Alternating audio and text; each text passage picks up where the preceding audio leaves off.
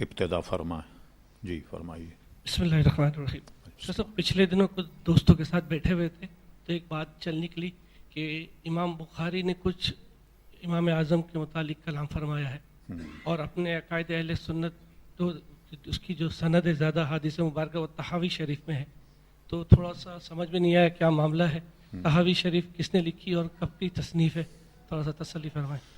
بڑا اصل میں اس کا جواب بہت لمبا ہے تو سبھی رہ جائیں گے اس پر اگر گفتگو کی جائے تو، لیکن پھر بھی ضرورت کے مطابق مولانا رمضان صاحب آپ ذرا قریب آ جائے. بھائی ہمارے ملتان کے مہمان ہیں علامہ محمد رمضان صاحب، قریب آ جائے. بیٹھے اب بالکل بیٹھے، تشریف رکھیں. بس بیٹھے، بس بیٹھے بیٹھے، تشریف رکھیں. بڑی مہربانی، تشریف لایا. دیکھیے، سب سے پہلی بات یہ ہے، میں نے جو امام اعظم کتاب لکھی ہے اس میں اس کا جواب دیا ہے. امام بخاری کو کوئی غلط فہمی ہو گئی جنہوں نے امام اعظم ابو حنیفہ کو ضعفاء میں شمار کیا. اب میں آپ سے بیان کرتا ہوں. ہوا یہ، اصل میں امام بخاری اپنی سند اگر دیکھیں، یہ بڑے باوسوق، اور یہ میں نے اس میں لکھا بھی بڑی کتابوں کے حوالے کے ساتھ، وہ یہ ہے امام بخاری کے والد ماجد محمد، امام بخاری کا نام تھا، ان کے والد اسماعیل، وہ بھی محدث تھے اور وہ حضرت عبداللہ ابن مبارک سے انہوں نے حدیثیں اخذ کی. اور عبداللہ ابن مبارک امام اعظم ابو حنیفہ کے شاگرد. ٹھیک، اسی طرح امام بخاری نے جن لوگوں سے اکتساب فیض کیا اس زمانے میں عبداللہ ابن مبارک جو امام اعظم کے شاگرد، ان کی کتابوں سے مکمل انہوں نے اکتساب فیض کیا امام بخاری نے. دو باتیں. تیسری بات، انسان ہے، بھول ہو جاتی ہے. امام بخاری کو یاد نہیں رہا پوری بخاری شریف میں 22 ثلاثیات، یہ تو وہ بتائیں گے جو حدیث کے ماہر ہیں. ثلاثیات کا مطلب یہ ہوتا ہے امام بخاری کے نزدیک یہ پہلا درجہ تھا. جس طبقے محدثین ان کا تعلق تھا ان کو 22 حدیثیں ایسی ملی کہ جو نبی کریم صلی اللہ علیہ وسلم میں امام بخاری میں صرف 3 واسطے، بہت قریب کی حدیث ہے، ورنہ آپ بخاری دیکھیں کسی میں 5 واسطے، 6 واسطے، 7 واسطے، اتنے واسطے ملیں. اور یہ شاہکار ہیں امام بخاری کا کہ 22 ان کو حدیثیں ایسی ملی کہ جس میں صرف 3 راوی ہیں، نبی کریم علیہ السلام اور امام بخاری رحمۃ اللہ علیہ کے گویا درمیان. امام بخاری رحمۃ اللہ علیہ 154 میں پیدا ہوئے اور ان کا وصال جو ہے وہ 256 میں. یہ اللہ تبارک و تعالی کا ایک نظام ہے کہ ان کی عمر میں 62 سال کی عمر میں 12 دن تھے جو ان کا انتقال ہو گیا، کم تھے 12 دن امام بخاری کا وصال ہوا. اب یہ 22 ثلاثیات پر ہم گفتگو کرتے ہیں کہ یہ اس کے راوی کون ہے. آپ کو سن کے تعجب ہوگا کہ اس میں 12 حدیثیں مکی بن ابراہیم کی، جس کے راوی مکی بن ابراہیم ہیں جو تیسرا واسطہ. اور مکی بن ابراہیم حضرت امام اعظم ابو حنیفہ کی خدمت میں تقریباً 8 سال رہے اور فقہ اور حدیث کی تعلیم حاصل کی. اور دوسرے جو 11 راوی ہیں ان کی اگر جانچ پڑتال کی جائے، اسماء و رجال کی کتابیں سامنے، تو 2-3 اور راوی امام ابو حنیفہ کے شاگرد ملیں گے. اب بتائیے، جس 20 روایتوں پر امام بخاری، 22 روایتوں امام بخاری کو فخر تھا کہ میرے پاس 22 ثلاثیات ہیں اور ان میں سے 11 کے راوی حضرت مکی بن ابراہیم ہیں. ایک بات. اب جو آپ بتا رہے ہیں کہ ہمارے ان کے مسلک کے درمیان ہوا یہ کہ علامہ تاج الدین سبکی جو بہت بڑے شافعی فقیہ ہیں، انہوں نے امام بخاری کے متعلق یہ لکھا، اور طبقہ شافعیہ جو اس زمانے میں شافعی طبقے کے محدثین تھے تو امام بخاری کو علامہ تاج الدین سبکی چونکہ خود بھی شافعی تھے تو امام بخاری کو امام شافعی کا مقلد قرار دیا. اب وہ چونکہ امام شافعی کے مقلد تھے، یہ جو اہل حدیث بار بار ہمیں دکھاتے ہیں نا بخاری بخاری بخاری، تو ان کو یہ دیکھنا چاہیے بخاری ہے کیا. اچھا بخاری سے پہلے کوئی حدیثیں نہیں ہے کیا؟ امام بخاری نہیں ہوتے تو دین کیا تباہ اور برباد ہو جاتا؟ نہیں ہوتا. اب آئیے، وہ کہتے ہیں کہ امام بخاری شافعی، تو انہوں نے کیا کیا کہ شافعی مذہب پر فطری تقاضا کہ شافعی مذہب پر جتنی حدیثیں معید ہیں ان کو انہوں نے جمع کیا. اسی لیے تاج الدین سبکی کو یہ کہنا پڑا کہ امام بخاری رحمۃ اللہ علیہ جو ہیں وہ شافعی. اب جو بخاری شریف کو آخری حرف شمار کرتے ہیں جیسے اہل حدیث، ٹھیک ہے نا، مولانا ہمارے مدرس سے مولانا بھی لکھیے. اب غور فرمائیے کہ بخاری دکھا کر کے لوگوں کو رفع دین سکھاتے ہیں، ٹھیک ہے نا، بخاری میں. اچھا بخاری میں تو سجدے کے وقت بھی رفع دین ہے، اس کو کون سی دلیل سے منسوخ کیا آپ نے؟ یہاں امام بخاری آپ کو کیوں یاد نہیں آتے؟ امام بخاری تو حدیثیں لکھی کہ حضور علیہ السلام نے جو حدیث انہوں نے نقل کی کہ سجدے سے اٹھنے اور جانے میں بھی رفع دین کیا. اب یہ اہل حدیث بتائیں کہ اس کو آپ نے کس دلیل سے رد کیا، اور رکوع کے رفع دین کو تو برقرار رکھا اور سجدے والے رفع دین کو جو ہے وہ آپ نے خارج کیا.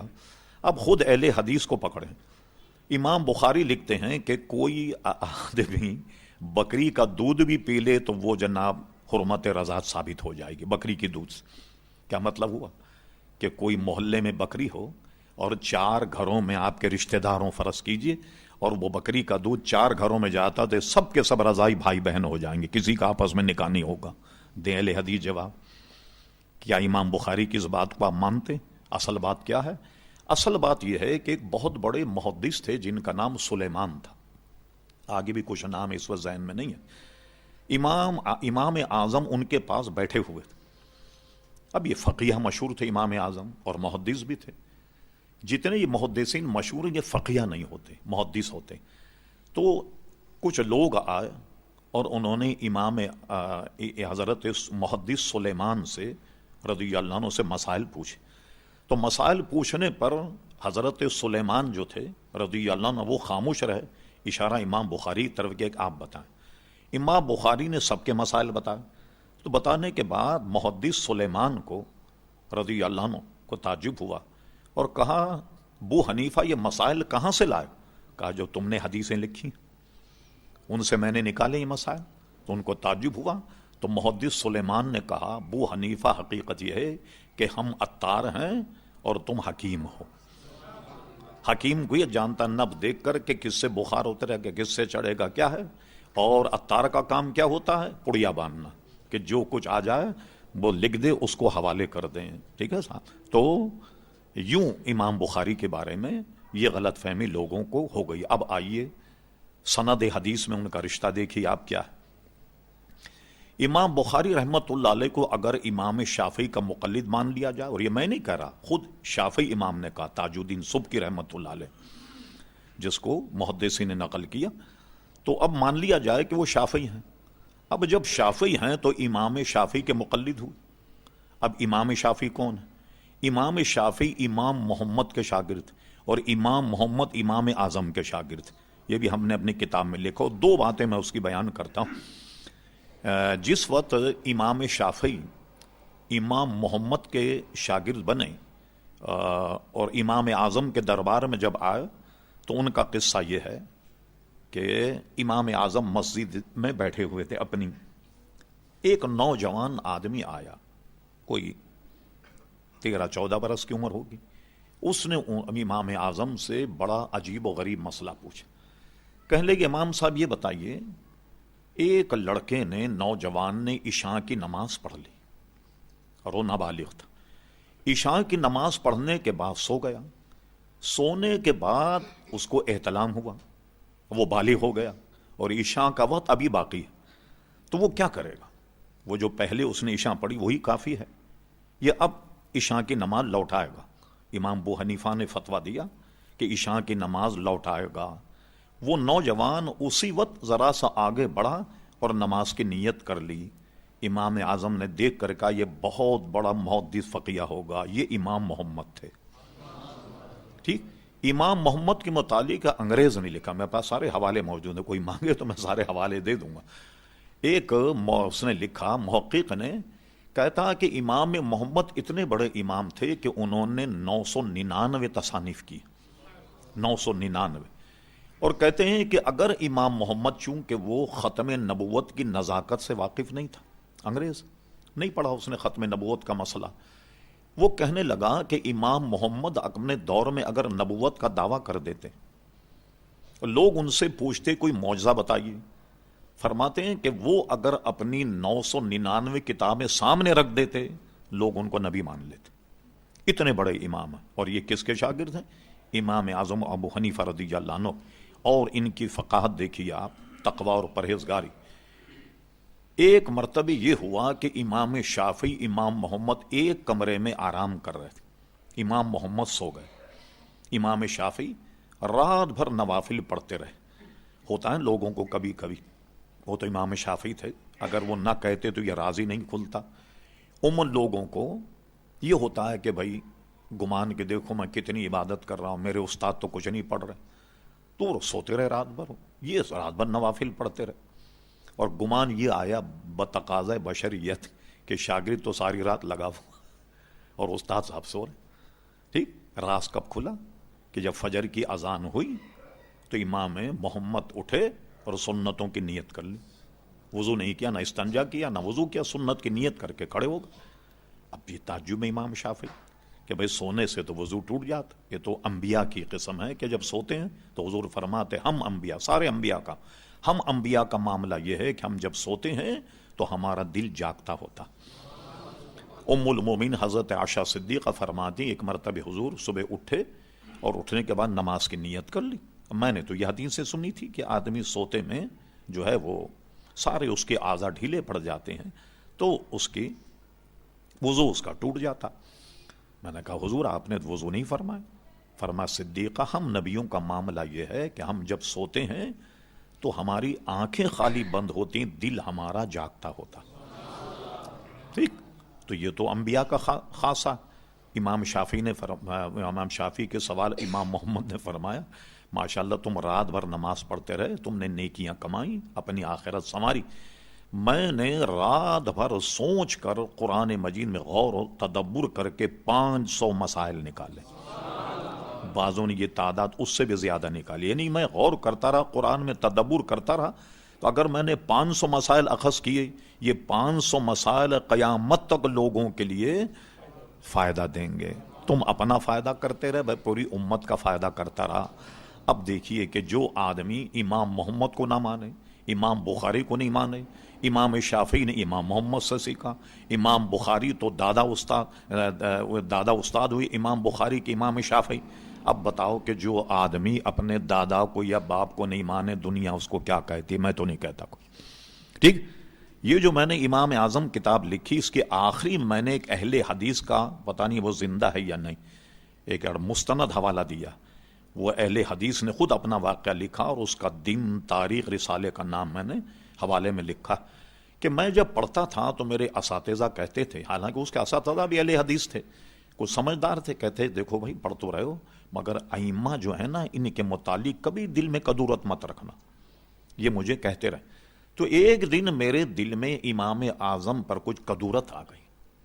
کہا جب یہ دل میں یہ خیال آیا اور یہ بات پیدا ہوئی تو میں اندھا ہو گیا، آنکھوں کی بینائی چلی گئی.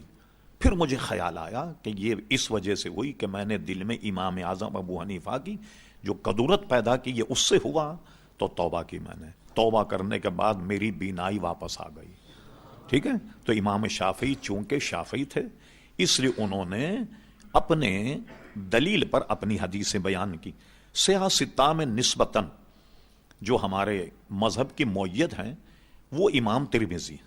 امام ترمذی نے ترمذی شریف میں جب حدیثیں لکھی تو جتنے بھی پڑھانے والے یا پڑھنے والے ہیں ہمارے نوجوان، تو امام ترمذی حدیث کے ساتھ ہی بیان کر دیتے کہ حدیث بیان کرتے ہیں کہ یہی مذہب سفیان ثوری کا ہے، یہ مذہب امام اعظم ابو حنیفہ کا ہے، تو وہ ہمارے مذہب سے قریب ترین ہے وہ. اب آئیے جو حدیثیں ہمارے مذہب کی معیت ہے.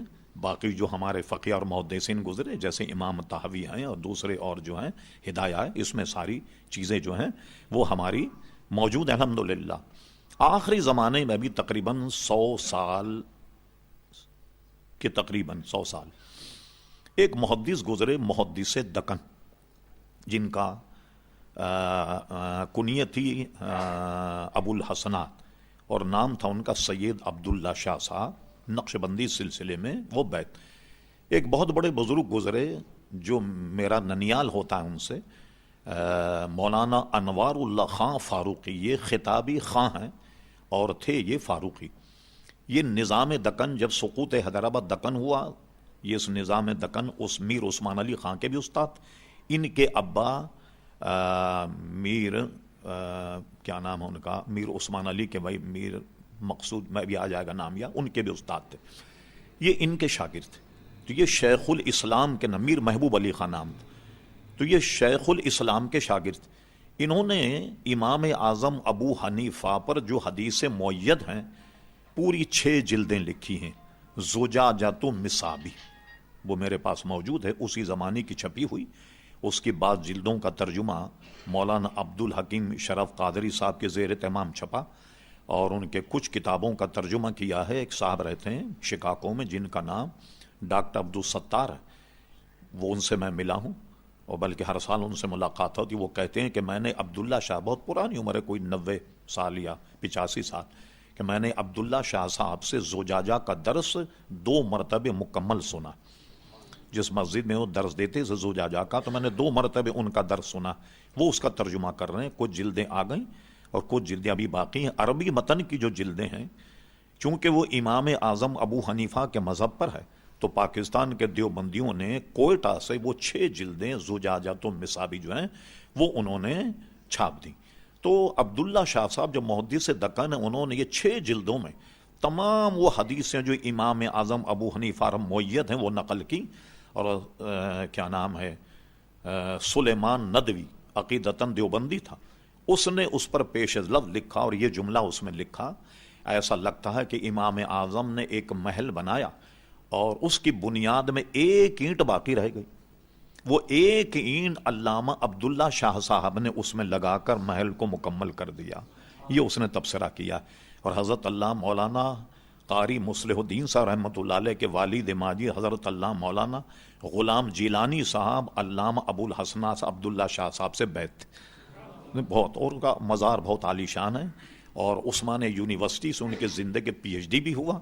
اور ایسے فقہ حنفی پر اتنی کتابیں ہیں، اتنی کتابیں، اتنا کام ہے کہ کوئی اس کا اندازہ نہیں لگا سکتا. اور سب سے بڑی بات یہ ذہن میں رکھ، جو بھی فقہ حنفی پر بک بک کرتا، جب سے چاروں فقہ معرض وجود میں آئے، پوری دنیا کی تاریخ دیکھ لیں، ایز اے پبلک لا کوئی قانون نہیں رہا، نہ شافعی، نہ حنبلی، نہ مالکی. اگر پبلک لا کے طور پہ کوئی قانون تھا وہ امام اعظم ابو حنیفہ کا حنفی، پورے جو امام اعظم کے بعد میں پورے دور عباسیہ میں، کہ جس میں یہ تاشقند، سمرقند، بخارا وغیرہ پورا ہندوستان، یہ تو ظاہر ہے پہلی ہجری میں فتح ہو گیا تھا. آپ کا سندھ محمد بن قاسم، یہ سب چلے جائیے، فارس وغیرہ جو فاروق اعظم کے زمانے میں، حضرت عثمان غنی کے زمانے، حضرت امیر معاویہ کے زمانے میں، اور اسی طریقے سے ولید بن سلیمان کے زمانے میں اسپین وغیرہ، یہ سارے ممالک میں جو قانون تھا پبلک لا، وہ امام اعظم ابو حنیفہ کا قانون تھا. 47 کو پاکستان بنا، 48 کو حیدرآباد دکن کا سقوط ہوا. میں چونکہ وہاں کا رہنے والا، بعد میں نے جب حیدرآباد دکن کا دورہ کیا، ہمارے کچھ عزیز جن کے پاس پرانی قانون کی کتابیں رکھی ہوئی تھیں، تو میں نے ایک کتاب کو جب اٹھا کر دیکھا تو نظام دکن کے زمانے میں جو قانون چلتا تھا، قانون کی کتاب کے پہلے صفحے پہ لکھا تھا حدود نظامت کے تمام فیصلے امام اعظم ابو حنیفہ کے مذہب پر ہوں گے. گویا سن 1948 تک امام اعظم ابو حنیفہ کا فقہ ایز اے پبلک لا یہ دنیا میں رہا. اب اس سے بھی کوئی آنکھیں بند کر لے تو اس کا کیا علاج ہے؟ تو سوال ذرا طویل ہو گیا تھا، جواب سوال تو آپ کا بڑا مختصر تھا، مگر اس پوزیشن کو واضح کرنا کہ ہم اور آپ خدا نخواستہ کوئی گمراہ نہیں ہے. ہمیں فخر ہے کہ ہم امام اعظم ابو حنیفہ رضی اللہ تعالی عنہ کے الحمدللہ. تو یہ تفصیل ہو گئی. چلیے اور کوئی صاحب پوچھ لیں. چلیے بولیے صاحب.